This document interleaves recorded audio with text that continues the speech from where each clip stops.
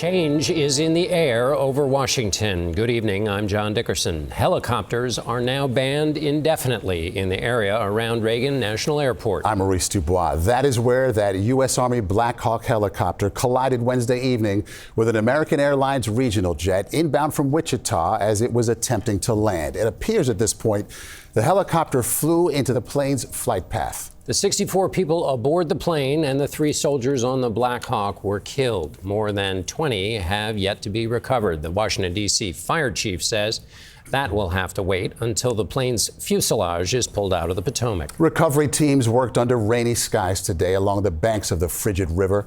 All the flight recorders from both aircraft have now been recovered intact. Senior transportation correspondent Chris Van Cleve is at Reagan Airport with the latest on the investigation tonight. Chris? Maurice, the move to restrict helicopters drew praise from American Airlines CEO and several key senators. Those recorders that have been recovered, those are crucial pieces of this investigation. They contain a treasure trove of data, and the NTSB believes they are in good enough condition to yield that information. Crews have recovered at least 41 bodies from the wreckage of the American Airlines regional jet and Army Black Hawk helicopter sitting in the Potomac. They're waiting for additional equipment to pull pieces of fuselage from the river in the hopes of reaching the unaccounted for. Video captured the moment the chopper slammed into the side of Flight 5342 as it was on final approach to Washington's Reagan National Airport.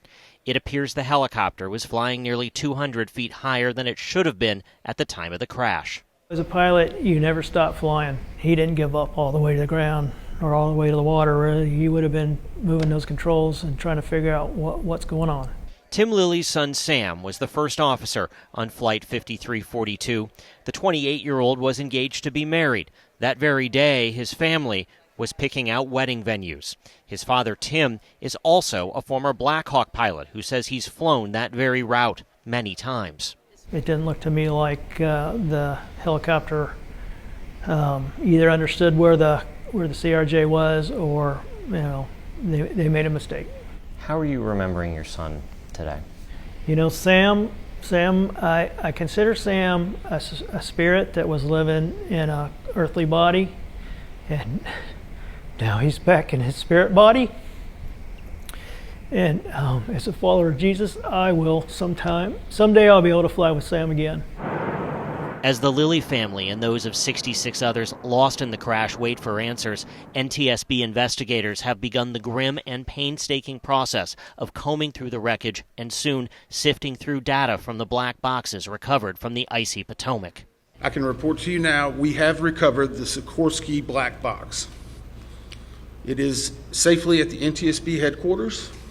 It will begin an evaluation, just as the other 2 recorders did last night, to determine when and how to take action. Just the day before Wednesday's deadly crash, another regional jet about to land at Reagan had a close call. This is a helicopter over Georgetown, northbound 300 feet. The pilots received an alert from the onboard collision avoidance system about a military helicopter and aborted the landing attempt.